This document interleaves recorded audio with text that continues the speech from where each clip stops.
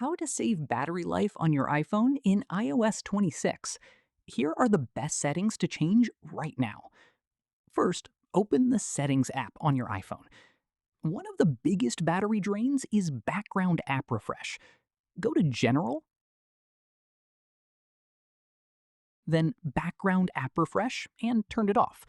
This prevents apps from constantly updating in the background and using battery power. Now head to Battery. Here you can see which apps are using the most battery power. If an app is consuming an unusual amount of battery, you may want to limit how often you use it or adjust its settings. While you're in the battery section, consider turning on low power mode. This reduces background activity and helps your iPhone last longer between charges. If your device supports it, you can also enable adaptive power mode to automatically optimize performance and battery usage based on your activity. Another useful setting is your email refresh schedule. Go to Apps, then Mail, and look for Fetch New Data. Turn off Push and set email fetching to manually if you don't need instant email notifications. This can noticeably improve battery life. That's it.